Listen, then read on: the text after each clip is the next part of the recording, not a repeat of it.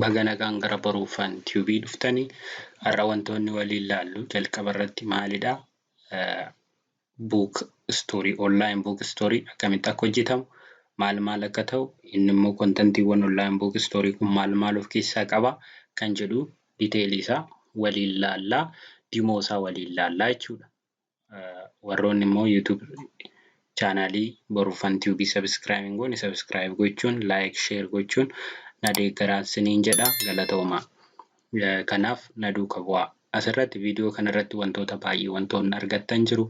Hanga dhumaa isaatti na duukaa bu'aa, na laalaa jechuudha. Tiitoriyaalii kana daawwadhaan isiniin jedha.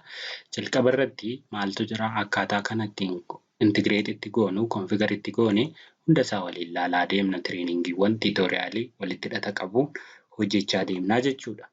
Jalqaba irratti kun front endidha. Back endii fi front endii qabaa jechuudha siistemichi kuni. Inni jalqabaa home kun odeeffannoowwan jiran asirra kaawwanna. Sanaa booda kaataagoriiwwan jiran asiin keenyee filtar goonaa jechuudha. Fakkeenyaaf kan maatisii wal qabatu yoo jiraate filtar godhii baasi jennaan. Fakkeenyaaf kan maatisii wal qabatu asirratti noo kan piroograamingii wal qabatu gaafan kilik godhu piroograamingii kan jettu asitti naa fidee dhufaa jechuudha. Fakkeenyaaf piroograamingii yoo C# hin jiraate yoo hin jiraanne hin jiru jedha. No daataa computer saayinsiin kan wal qabatu daataan hin jiru, galmaa hin jiru, hin galmoofne jechuudha. Fakkeenyaaf jaavaan kan wal qabatu yoo jiraate akkaataa nuyi barbaannuun nuuf baasaa deemaa jechuudha. Software engineering kan wal qabate hin jiru, Python kan wal qabate kunniin jiru jechuudha. Kana hundasaa nutti argisiisaa deema diteelii odeeffannoowwan barbaannu. Yoo immoo daawunlood gochuu barbaanna ta'e isa kan kilik goona yeroo tokko. Gaafa sanaa booda odeeffannoo jiru kan nuuf daawunlood akka goonuuf nu banaa jechuudha. Itti aansee isin kun front endidhaan wantoonni yuuzariin kamuu gochuu danda'anidha. Inni biraa yuuzariin kun immoo wanta gochuu danda'u maalidha? Loogiin godha. Akka adminiitiitti yuuzarneemii fi paaswoordii qaba. Yuuzarneemii paaswoordii isaatiin loogiin godhee seenaa. Gaafa seenu daashboordii kan argata. Baafatoota jiran hagammaatti kitaaba 7 jira. Kaataagorii 10tu galmaa'ee aaktaroota yookaan awutaroota 3tu jira jedha.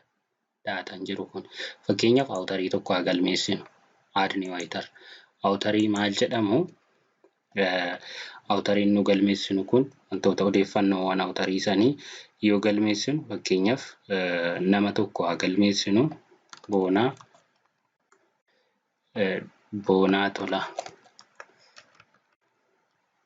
Tolaa jendarii meelidha. Educationaliin isaa maasters digriidha. Lakkoofsa bilbilaa isaa duwwaa 91125 kas goona. Sanaa booda seeviin jedhaan. Amma gaafa daashboordiitti deebinu meeqaa duratti 3 ture 4 ta'eera jechuudha. Inni biraa kaataagorii akkuma jirutti jira. Isas kaataagorii kan jedhu kanatti buunee aad kaataagorii jennee kaataagorii galmeessina. Buuk kan jedhu kanatti buunee kitaabota barbaadamu galmeessina. Fakkeenyaaf kitaaba tokko dabalee haa galmeessu. Aad buuk, buuk taayitilii isaa fakkeenyaaf buuk taayitilii WordPress tuutoriyaalidha. Tutorials kan jedhudha. This book is very useful for absolute website developer.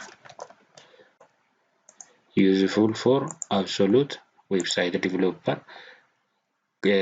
Kanaaf maalidha? Amma inni fakkeenyaaf computer saayinsii web programmingii jala jira, software engineering jala kaa'u. Awutariin boonaa haa jedhuuni. Namni galmees website PHP jennee kaa'uu dandeenya. Website cover page isaa fuudhee on kaa'ee fakkeenyaaf cover page isaa ammaaf daawunlood hojjennee keenya jechuudha. Coverii buukii yookaan daawunlood goonaa achirraa bakka jiru sanii daawunlood gochuu qabna jechuudha. Fakkeenyaaf as seenee books coverii keessaa ammaaf argachuun waan argadhu natti fakkaatu cal jedheetuma tokko haa galchuuti kavariiwwan jiran keessaa fakkeenyaaf WordPress daawunloodii keessaa argadha. WordPress cover hin argadhu.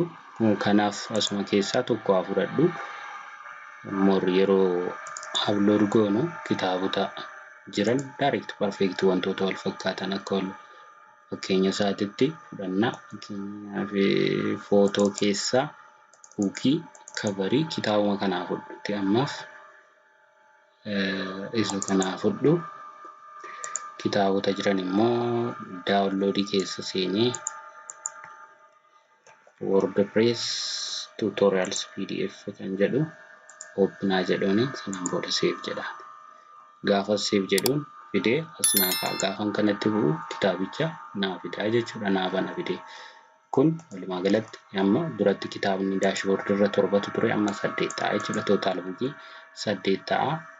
Profileota jiran kan tokkoon isaa isa kana immoo deemnee ala baanee ilaaluu yoo barbaanne asitti dhufnee gaafa kilik goonu publicitti nu geessa kitaaba keenya kan fidee jala fidee nu kaa'a jechuudha. Fakkeenyaaf kan amma nu galchine isa kana immoo as dhufnee download goonee ammas dubbisuu danda'a. Kun warra akkaawuntii hin qabne alaan dubbisanidha. Kitaabni kun baay'ee bareedaadha. Ofii kootii kanan qopheessedha. Seentanii dubbisuu dandeessu kitaabota jiran kanneen. Kanaaf haala salphaa ta'e waan gaarii tokko waan salphaa gara commercialittis jijjiirrachuun ni danda'ama. Gara source code yoo barbaadan description irra jira. Akkaataa downloaditti gootan integration isaa yoo barbaadan immoo gara keessatiin na dubbisa. Comment irratti na dubbisa. Warri YouTube channel keenya subscribe gochuun nu duukaa bu'aa.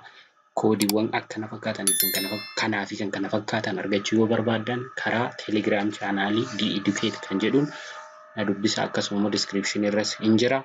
Waliin laalaa deemna waan hunduma isaa kanammoo leenjii yoo barbaadan gara keessatiin na dubbisa. Koodii yoo barbaadan trainingiiwwan YouTube'dhaan yoo barbaadan physically Zoom'dhaanis yoo barbaadan na dubbisa.